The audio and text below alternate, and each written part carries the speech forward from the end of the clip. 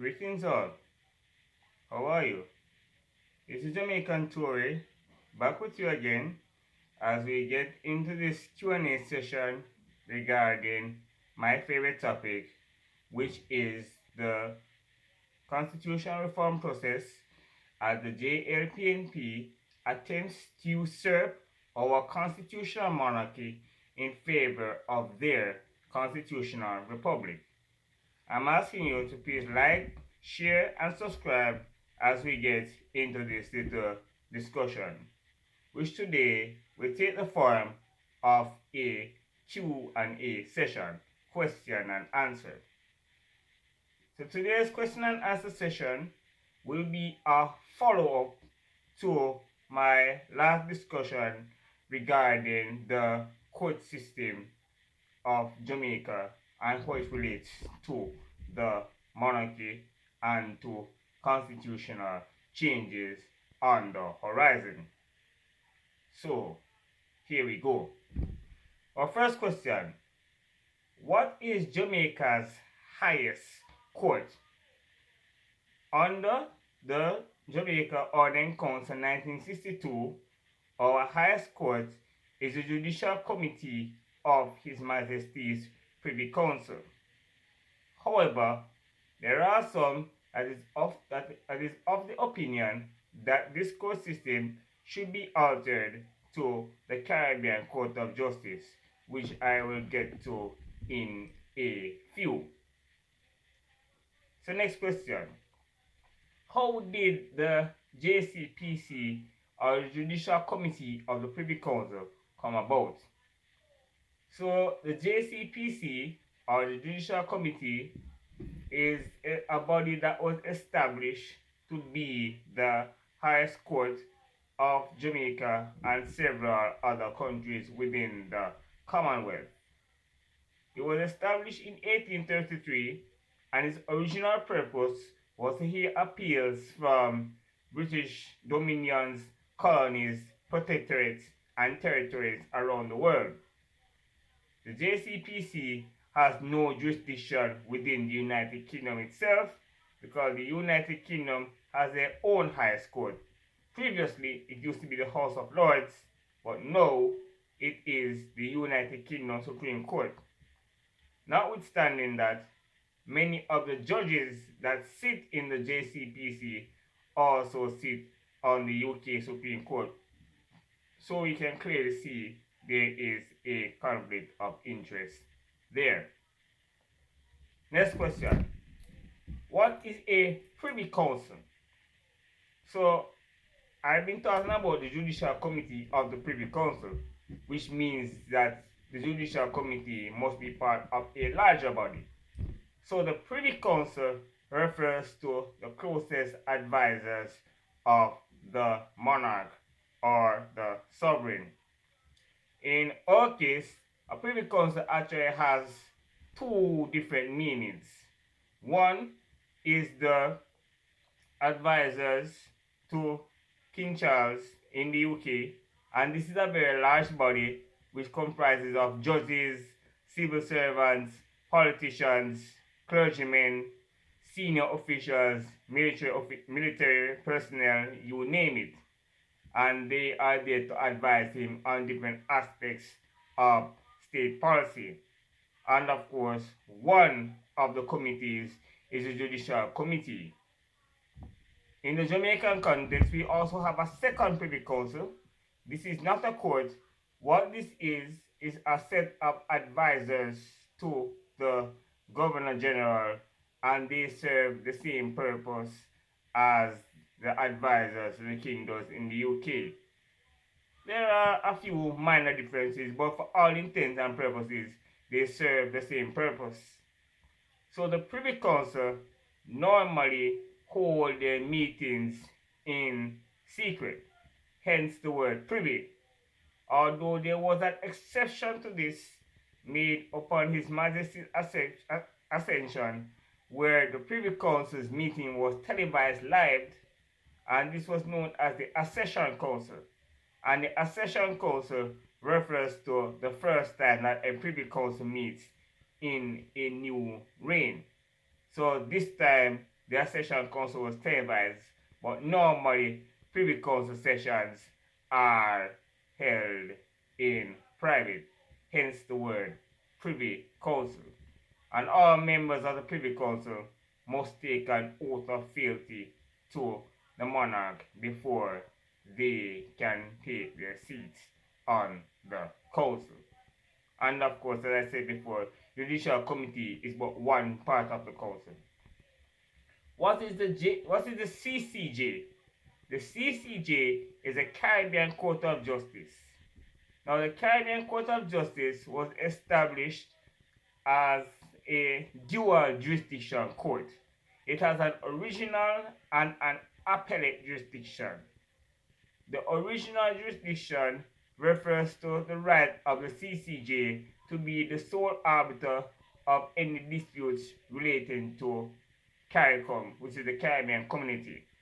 And it is guided by two main documents, which are the Treaty of Chaguaramas, which establishes the Caribbean Community, and then there is the revised Treaty of Chaguaramas, which establishes the CARICOM Single Market and Economy, the CSME. That's the original jurisdiction. And all CARICOM countries already subscribe to the CCJ's original jurisdiction. Where the dispute lies is in the appellate jurisdiction. And the appellate jurisdiction of the CCJ refers to having the CCJ as the highest court of appeal for all CARICOM member states.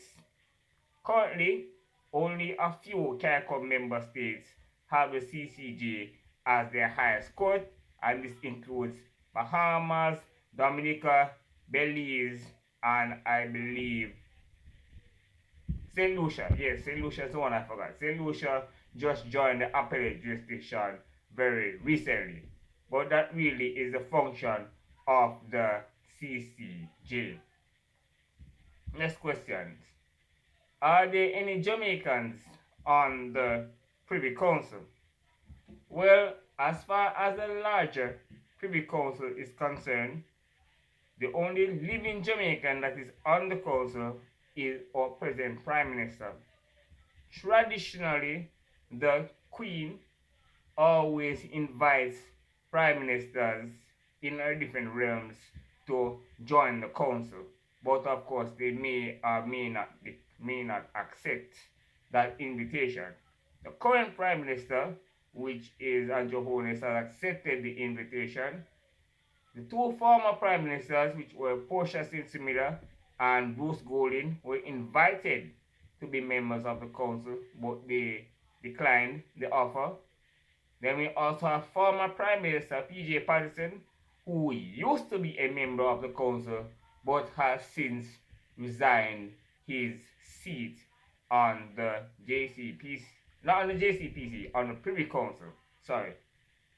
The current Prime Minister, as I stated, is a sworn member of the Privy Council, which means that he took an oath to the crown.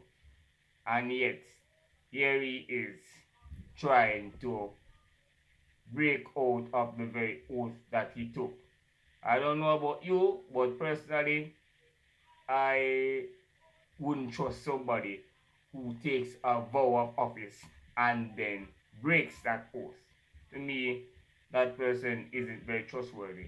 That's just me. What say you? As far as the Judicial Committee of the Privy Council is concerned, the only Jamaican I know of that sat on that body was former Chief Justice Sir Edward Zaka, who is now deceased. But apart from that, I don't know of any other Jamaican judges who sit on the JCPC. I know of several other Caribbean judges who used to sit on the JCPC, including two former Chief Justices of the CCJ, not Chief Justices, sorry, President. Two former presidents of the CCJ used to sit on the JCPC. Of course, the current president of the CCJ has not been invited to membership. I'm thinking maybe it's because, of the attempts to sever ties. So the crown maybe thinks them, well, what need is there to invite them anyway. But that's just a speculation as to why the current president of the CCJ has not been invited to a seat of the Judicial Committee. But traditionally, that has been the case. So, next question. Do we need to become a republic to leave the Judicial Committee of the Privy Council and join up to the CCJ? Absolutely not. I know the discourse traditionally has always been to link the two issues. Remove the monarchy, remove the courts, and quote unquote become independent. That's the narrative that we have been sold. It is not true. First of all, when we're going to talk about independence, it's kind of ironic that we talk about becoming our own independent nation and then wanting to join a court that is not situated on Jamaican soil. Caribbean soil, yes, but not Jamaican soil. Don't get me wrong, I don't have any personal issues with it. I'm just pointing out the inconsistencies of the argument. But that said though, as far as membership in the JCPC is concerned, no, we do not need to become a republic to remove our links with the JCPC. The first country to ever stop sending appeals to the JCPC was Canada, and they, of course, are still a monarchy, which is why I have their banner. Where is it? Right here. Then, of course, there's Australia and New Zealand, and their banners are also behind me, signifying that they still hold ties with the crown, with the monarchy. And yet, their final appellate court is now in a localized jurisdiction. And then, of course, as far as the Caribbean is concerned, the most recent country to remove their membership from the from the Privy Council, was St. Lucia, and they, of course, are not yet a republic. In contrast to this, it is also possible to be a republic and still hold membership within the JCPC. The most infamous example of this is Trinidad. And the reason why I say infamous is because Trinidad is the headquarters of the CCJ. And yet, they have still not signed on to the appellate jurisdiction of the CCJ. And of course, there are also several other republics that also still use the JCPC as their final court. However, there is a rather curious case I'd like to mention, that of a country by the name of Brunei. And why Brunei is so interesting is because although they are a member of the Commonwealth, they are not a republic, but at the same time, they don't recognize our monarch as their head of state. Brunei has their own monarch, who is called the Sultan, and Sultan Bolkiah is the head of state of that country. It is a constitutional monarchy, or maybe it's an absolute monarchy. No, it is an absolute monarchy. Pardon me, not constitutional. It's an absolute monarchy. Means that they have their own king, which is their sultan, and yet they are also a Commonwealth member, and they still use the Privy Council as their final court of appeal. So there is nothing to suggest that removing our jurisdiction from the CCJ means we have to become a republic.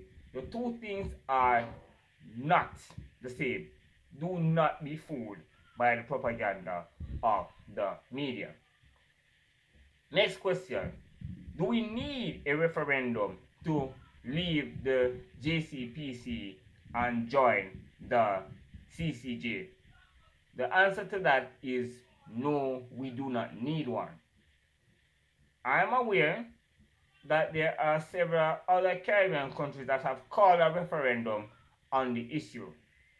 But there is nothing to suggest that the referendum was necessary, only that they did it mainly because they're trying to seek some kind of legitimacy. I'm aware that as far as Jamaica is concerned, the JLPNP is not united on the stance. The PNP stance is a bit firmer in that they are telling us point blank that there is no need for a referendum. And they are correct, there really isn't. The JLP stance is a bit unsure to the point where there is actually strong hints that they might not be looking to leave the JCPC anytime soon, even though they want to become a republic. And one has to question what is their motive for what is obviously a backward constitutional move. What we should be looking at is removing the Privy Council while not needing to become a republic. That to me would be the way forward. And that of course leads into my question, which is better for us, the JCPC or the CCJ? Obviously the CCJ. And I say this without any reservation or hesitation. The judges of the JCPC have proven themselves over and over again to rule against our own best interests. Also, the judges of the JCPC have stated, quite frankly, that they would rather not have to deal with cases from the Caribbean or other countries outside of the UK. Because, as I stated before, the same judges that sit on the JCPC also sit on the UK Supreme Court. It's a separate body, but the same judges sit on both of them. And the judges are saying that they want more time to focus on their UK SC work and, leave appeals from other countries to those countries. And then finally, there is the issue of costs and the fact that it is way too expensive to travel to the United Kingdom to find accommodations and whatever else may need to be found, whereas traveling to Trinidad is a much more reasonable option for anybody seeking appeals for justice. And that is why I say the CCJ is a better option. So that is the end of my Q&A session. I hope it was educational. I hope you learned something, and I seriously hope that action is being taken to let this government, the JLPNP, know that what they are doing is absolute nonsense, and they need to seriously take another look at what they're doing and get constitutional reform that is necessary so as our court system rolling, while constitutional reform that is unnecessary, such as a republic, well, as the saying goes, if it's not broke, don't fix it. And the monarchy certainly is not broken. Thank you.